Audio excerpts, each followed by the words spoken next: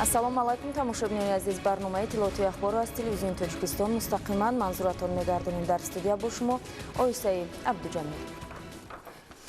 24 декабр президенти ҷумҳурии Тоҷикистон пешвои миллат муҳтарам Эмомалӣ Раҳмон бо сафари корӣ вориди шаҳри Санкт-Петербурги Федератсияи Русия шуданд. Дар фурудгоҳи Пулково президенти ҷумҳурии Тоҷикистонро намояндагони воломақоми Федератсияи Русия самимона пазироӣ карданд. Зимни ин сафар сарвари давлат муҳтарам Эмомалӣ Раҳмон дар вохӯрии ғайрирасмии роҳбарони давлатҳои иштирокдори иттиҳоди давлатҳои мустақил иштирок менамоянд.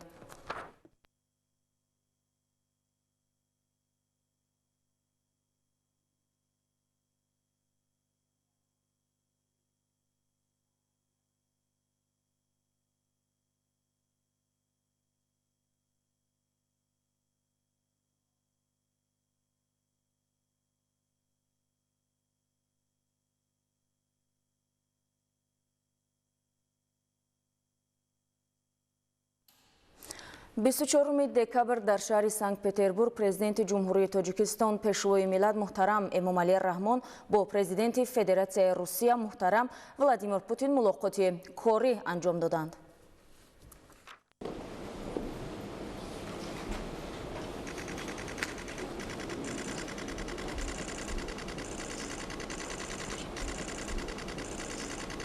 Уважаемый Эмомалӣ Шарипович, я очень рад вас приветствовать в Петербурге на двусторонней встрече. Таджикистан наш надежный союзник и партнер экономически хороший. Российская Федерация занимает первое место среди торгово-экономических партнеров Таджикистана, второе место по объему инвестиций.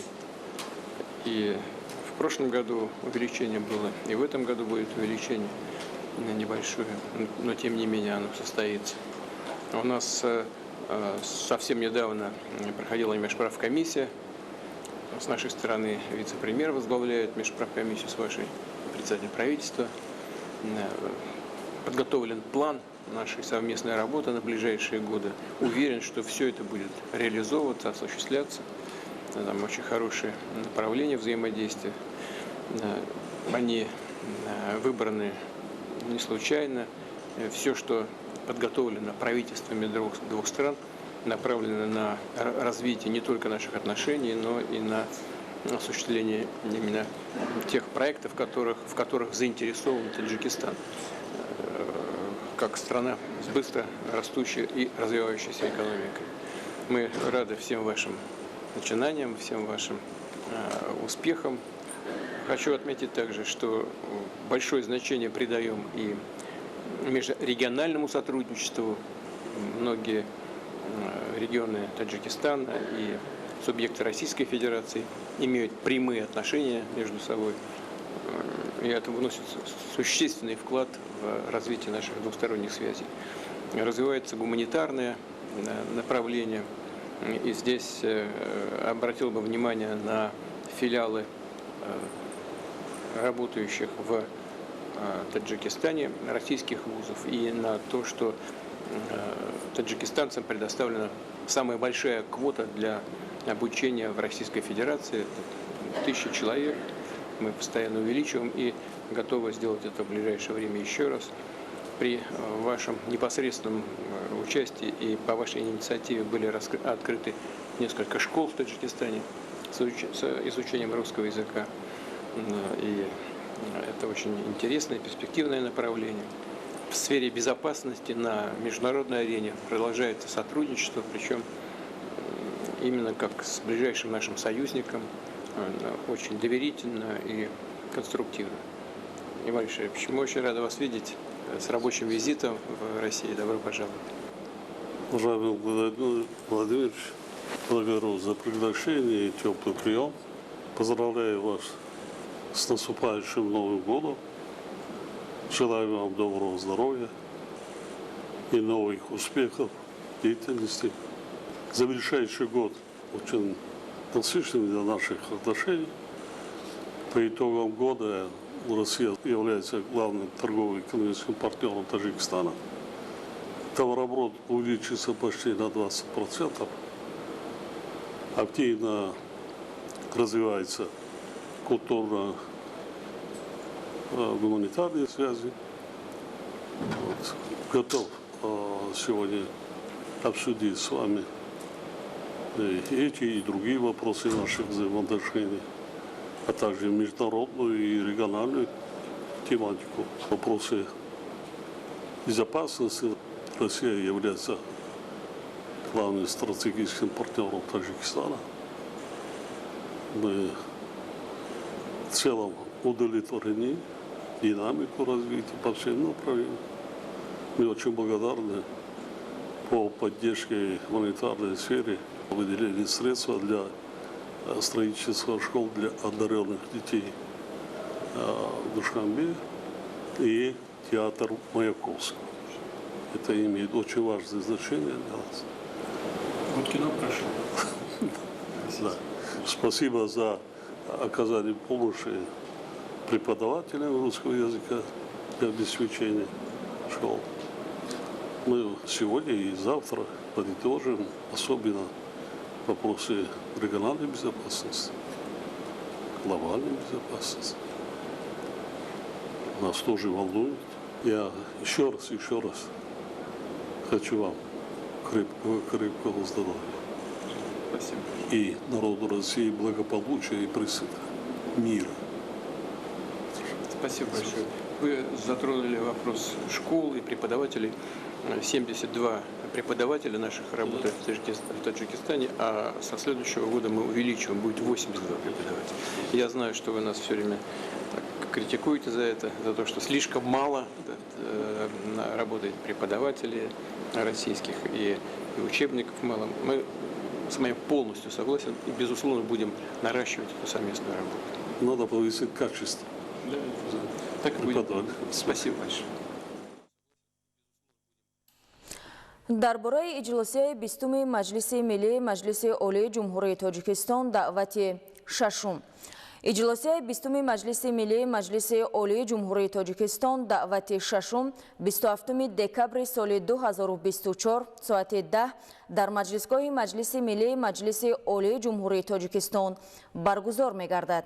аъзои Маҷлиси Миллии Маҷлиси Олии Ҷумҳурии Тоҷикистон 26 декабри соли 2024 аз соати 9 то соати 17 ва 27 декабри соли 2024 аз соати 8 то соати 9 дар шӯъбаи ташкилии дастгоҳи Маҷлиси Миллии Маҷлиси Олии Ҷумҳурии Тоҷикистон ба қайд гирифта мешаванд.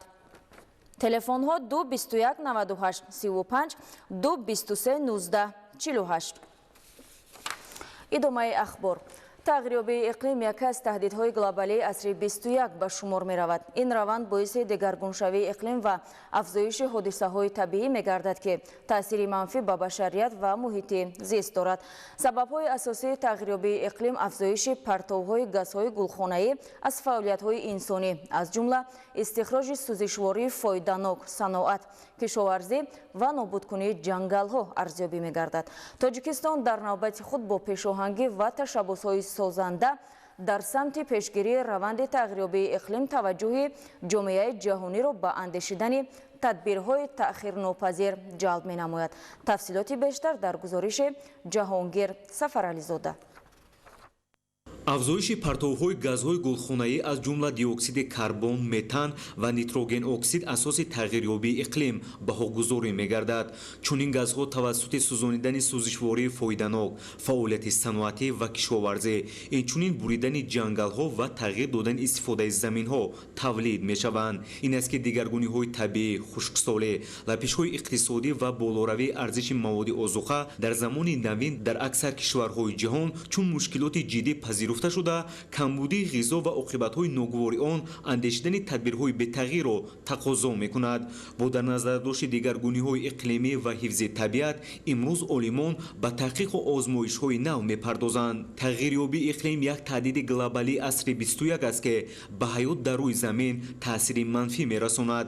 барои пешгирӣ ва муқовимат бо ин таҳдид бояд тасмимҳо дар самти кам кардани партовҳои газҳои гулхонаӣ, муҳофизати ҷангалҳо ва истифодаи технологияи технологияҳои сабз мутамарказ карда шавад. рӯбарӯ шудан ба таҳдидҳои глобалӣ чун тағйирёбии иқлим бобати коҳиш додани ин раванд амалҳои мушаххасро баҳри кам кардани партовҳои газҳои гулхунаӣ, гузаштан ба манбаъҳои тоза ва барқароршавандаи энергия ё энергияи сабз пеш овардааст. ин гузариш имконият медиҳад ки ояндаи экологӣ ва иқтисодӣ устувор таъмин гардад. ҳадафи наву натиҷабахш яъне гузаштан ба энергияи сабз иқдоми зарурӣ барои ояндаи устувори экологӣ ва иқтисодӣ мебошад. бо истифодаи манбаъҳои тоза ва барқароршавандаи энергия коҳиши партовҳои газҳои гулхунаӣ таъмин гардида ҳифзи муҳити зист беҳтар ва бехатарии энергетикӣ таҳким меёбад. ҳушдор ва таклифи пешбурди амалҳо баҳри коҳиш додани таъсири манфии дигаргуниҳои табиӣ аз ҷониби Тоҷикистон, аз ҷумла президенти ҷумҳурии Тоҷикистон, пешвои миллат муҳтарам Эмомалӣ Раҳмон дар сатҳи ҷаҳон муаррифӣ шуда, раванди татбиқи нақшаҳо ҳамгироии муштаракро тақозо мекунад. бо такя ба ҳадафҳои рушд дар ҷумҳурии Тоҷикистон, аллакай консепсияҳои амал дар тамоми самтҳо рӯи кор гирифта шуда самар меоранд. дар шароити то рафт мураккаб гардидани вазъи иқтисодӣ дар ҷаҳон, президенти ҷумҳурии Тоҷикистон, пешвои миллат муҳтарам Эмомалӣ Раҳмон бо ояндабинӣ пайваста андешидани тадбирҳои муассир чун истифодаи мақсадноки захираҳои табиӣ, манбаъҳои обӣ, рӯй овардан ба самаранокии истифодаи заминро дар кишвар ҳидоят менамояд ки натиҷа ба бор меорад. дар 4 ноҳияи шаҳри Душанбе шурӯъ аз 21 декабр ярмаркаи фурӯши маҳсулоти мавриди ниёзи аввал роҳандозӣ гардида то 31 декабр идома меёбад. ҳадаф аз роҳандозии иқдоми шоиста таъмини сокинони пойтахт бо маҳсулоти хушсифату дастрас мебошад. иброҳим Назруллозода гузориш медиҳад. дар асоси қарори раиси шаҳри Душанбе муҳтарам Рустами Эмомалӣ, раёсати рушди иқтисод ва савдои мақомоти иҷроияи ҳукумати давлатии шаҳри Душанбе оид ба истеҳсол, харид, захира ва фурӯши маҳсулоти ниёзи аввалияи шаҳри Душанбе дар ҳамкорӣ бо Вазорати кишоварзӣ, Агентии захираҳои моддии давлатӣ ва Иттифоқи Тоҷикматлубот бо иштироки Корхонаю хоҷагиҳои кишоварзии ҷумҳурӣ ҷиҳати ташкилу гузарондани ярмаркаҳои мазкур дар пойтахт тадбирҳои муассир андешида шудааст. ярмаркаи фурӯши маҳсулоти мавриди ниёзи аввал дар корхонаи воҳиди давлатӣ бозори меҳригони ноҳияи Исмоили Сомонӣ, таваққуфгоҳи назди бинои ҳукумати ноҳияи Сино, назди боғи Куруши Кабир ва дар майдончаи назди корхонаи воҳиди давлатӣ бозори Саховати ноҳияи Фирдавсӣ ташкил карда шудааст. барои таъмини сокинон ва меҳмонони пойтахт бо маҳсулоти тару тозаи кишоварзӣ аз санаи 21 декабр то санаи 31 декабр дар ҷойҳои муайянгардидаи қарори мазкур ярмаркаи фурӯши маҳсулоти кишоварзию агросанъатӣ баргузор гардида истодааст. ба иттилои манбаъ, нархҳо дар ярмаркаҳо нисбат ба нархи бозорҳои хусусӣ ва марказҳои савдо арзонтар мебошанд. аз ҷумла 50 килограмм орди истеҳсоли Қазоқистон 250 сомонӣ, 1 килограмм гӯшти гов 60 сомонӣ, гӯшти гӯсфанд 70 сомонӣ, 5 литр равғани растанӣ 75 сомонӣ, 1 килограмм шакар 10 сомонӣ, 1 килограмм биринҷ аз 11 то 18 сомонӣ вобаста ба нав ва сифат, 1 килограмм картошка аз 4 то 5 сомонӣ, пиёз 2 сомонӣ, 1 килограмм сабзӣ 2 сомонӣ, инчунин карам ва дигар маҳсулоти полозӣ бо нархи дастрас ба фурӯш гузошта шуданд. дар ин ярмаркаҳо меваҷот ва дигар маҳсулоти кишоварзӣ низ бо нархҳои дастрас пешкаши харидорони шаҳр гардонида шудааст. имрӯз тибқи қарори раиси шаҳри Душанбе муҳтарам Рустами Эмомалӣ аз 21 декабр то 31 декабр дар таваққуфҳои бозори Саховат ярмаркаи фурӯши маҳсулоти ниёзи аввал ба роҳ монда шудааст ки ҳама маҳсулотҳои ниёзи аввал аз ҷумла гӯшт, равған, мурғ, тухм, тамоми маҳсулотҳо ба фурӯш бароварда шудааст ки нисбатан аз нархи бозор арзон пешкаши шаҳрвандон гардонидаем. ҷиҳати дар сатҳи баланди ташкилию фарҳангӣ гузарондани ин ярмаркаҳо ҷойгир кардани ғуфра ва растаниҳои савдо ки ба талаботи муосир ҷавобгӯ мебошанд ташкил карда шудааст. дар ноҳияи Данғара 89 муассисаи таълимӣ фаъолият мекунад ки дорои шароиту имконоти муосири таълиму тарбия мебошанд. дар ин муассисаҳо 51157 хонанда ба таълим фаро гирифта шудааст.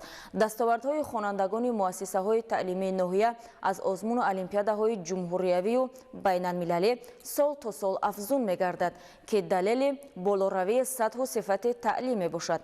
идомаи мавзӯъ дар гузориши Салоҳиддини Неъмат.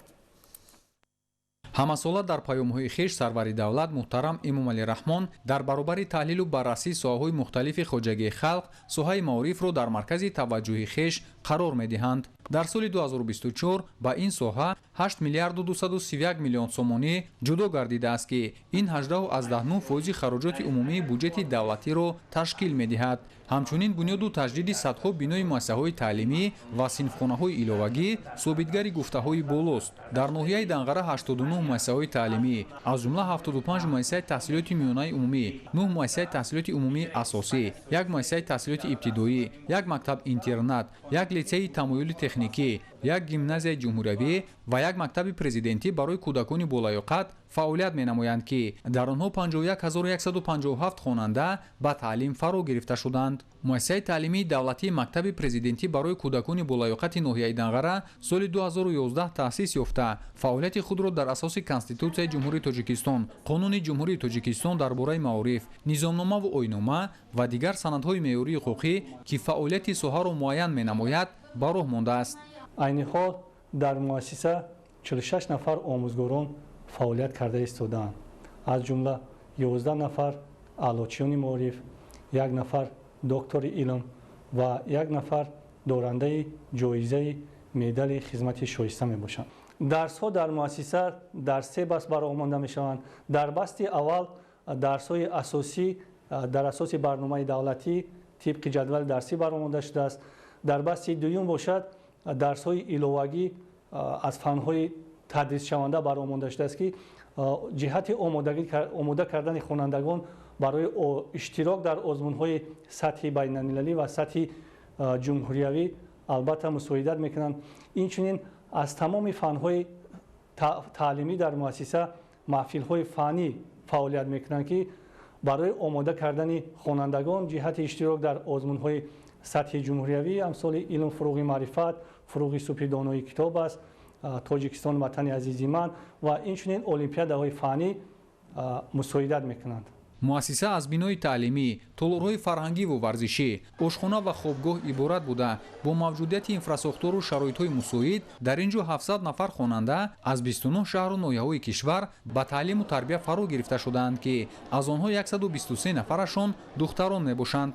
Сокина Пирова аз ноҳияи дурдасти Носири Хусрави вилояти Хатлон ки дар синфи 11 ин муассиса таҳсил менамояд, дар баробари хубу аъло таҳсил намуданд, дар олимпиадаҳои фанӣ ва озмунҳои ҷумҳуриявӣ бо ҳавасмандии зиёд иштирок менамояд. من از شرایط اینجا به نهایت راضیم زیرا که در اینجا سطح تعلیم به نهایت خوب است و با وجود درس هایی که ما میخوانیم باز درس های علاوگی و محفل های شبانه نیز برگزار میگردد که این سویه دانش ما رو باز هم زیر سایه استادان مشفق و مهربان وسیع‌تر میگرداند. дар баробари Сокина Пирова даҳҳо нафар духтарону писарон аз шаҳру ноҳияҳои вилояти мухтори Кӯҳистони Бадахшон, вилояти Суғд, Хатлон, пойтахт ва ноҳияҳои тобеи он дар муассисаи таълимии давлатии мактаби президентӣ барои кӯдакони болаёқати ноҳияи Данғара бо хушнудӣ таҳсил намуда истодаанд ки ин собитгари сулҳу суботи комил ва оромиву амнияти мамлакат мебошад. ман Расулзода Солиҳа хонандаи синфи 8 ин таълимгоҳ мебошам. ман аз шаҳри Панҷакенти вилояти Суғд ба ин таълимгоҳ омадам то ки таҳсили худро идома намоям. тӯли 2 сол мешавад ки ман дар ин муассиса таҳсил карда истодаам.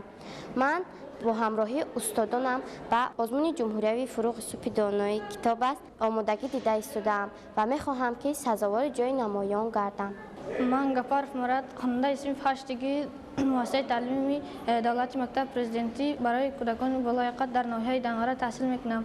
ман зодаи вилояти мухтори Кӯҳистони Бадахшон ноҳияи Мурғоб мебошам. ман ба ин мактаб бо мақсади сайқал додани дониши худам омадам ва озмунҳои фанӣ аз фани алгебра тайёрӣ дида истодаам ва дар даври ноҳиявӣ сазовори ҷои якум гардидам. ман мехоҳам дар дар оянда ба озмунҳои байналмилалӣ ва ҷумҳуриявӣ иштирок кунам ва сазовар ҷойҳои намоён гардам. من همراه محمد یوسف زاده شهرک او گرم میشم. من خواننده صنف هشتم مؤسسه تعلیمی دولتی مکتب پرزیدنتی برای کودکان با لیاقت در ناحیه دنقره میباشم. سر اول میnnatdori خود را به پرزیدنت جمهوری تاجیکستان محترم امومالی رحمان میرسانم که به ما چنین شرط شرایط را فراهم آوردند. من در این مؤسسه با استادان پرتجربه تیاری به المپیادای مکتب بچگان از فن حقوق دیده ایستادم و میخواهم در آینده سزاوار جایهای نمایان گردم. در برابر درس‌های نقشوی در مؤسسه 15 محفل‌های فنی و کسب آموزی فعالیت می‌نمایند که در آنها خوانندگان دانش خود را مکمل نموده کسب‌های گوناگون را از خود می‌نمایند. عین حال 187 نفر خوانندگان به این محفل‌ها جلب گردیدند که اکثریتشان در خوابگاه مؤسسه سکونت دارند. мавриди зикр аст ки муассиса дорои ду бинои хобгоҳи чорошона бо 640 ҷойи хоб барои хонандагон, ҳамчунин ду бинои нӯҳошона бо 60 ҳуҷра барои омӯзгорон мебошад. имрӯз дар кишвар 163 муассисаи типи нам аз ҷумла 79 гимназия ва 84 литсей фаъолият доранд ки ҳамаи онҳо дар замони соҳибистиқлолӣ бунёд гардиданд. муассисаи таълимии давлатии гимназияи ҷумҳуриявии ноҳияи Даңғара низ яке аз дастовардҳои замони соҳибистиқлолӣ дар соҳаи маориф мебошад ки соли 2005 дар заминаи мактаби миёнаи рақами 7 Камсамол таъсис дода шудааст. дар муассиса 590 нафар хонандагон ба таълиму тарбия фаро гирифта шудаанд ки аз инҳо 205 нафарашон духтарон мебошанд. من مبارکشاه و سهیلا از ناحیه شغنان ولایت مختار کوهستان بدخشان هستم.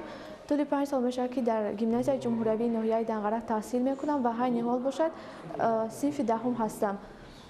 در مؤسسه ما برای خواندن تمام شرایط‌های زمانوی مهیا کرده شدند. آموزگارهای با تجربه درس می‌دهند. نتیجه مهنت آموزگاران آن همین است که من در آزمون‌های جمهوریوی اشتراک کرده سزاوار جایهای نمایان گشتم. این باعث افتخار است که من در مؤسسه تحصیل می‌نمایم که این را خود پیشوای ملت ختم نمودند.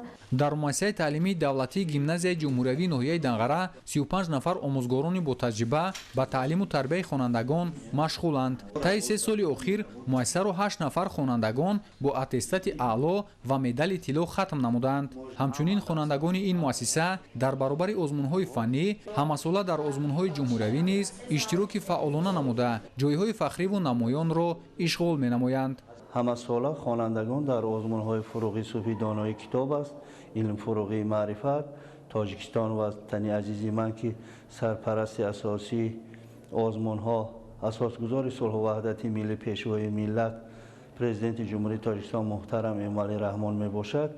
این باعث گردیده است که خوانندگان ما همه ساله جد و جهد نمایند که در چنین آزمون‌های سطح جمهوریوی فعالانه اشتراک نمایند. همه ساله قبول کنندگان مؤسسه 100% به دانشگاه‌های عالی و میانه کسبی داخل و خارج کشور داخل می‌گردند. пешвои миллат муҳтарам эмомалӣ раҳмон дар рӯзи дониш ва дарси сулҳ санаи 1 сентябри соли ҷорӣ зикр намуданд ки дар шароити ҷаҳонишавӣ ба таври ҷиддӣ баланд бардоштани сифати таҳсилот яке аз масъалаҳои асосӣ дар самти таълиму тарбия маҳсуб меёбад. аз ин лиҳоз ин масъала зери таваҷҷӯҳ ва назорати доимии ҳукумати мамлакат қарор дорад. тибқи маълумот айни ҳол дар муассисаҳои таълимии ноҳияи Даңғара 2392 нафар омӯзгорон фаъолият менамоянд ки аз онҳо 1323 нафарашон занон мебошанд. тамошобинони азиз, ин буд он ҳама хабару гузоришҳое ки то ин соат ба дасти мо расиданд. манзуратон гардонидем. хайр, саломат бошед.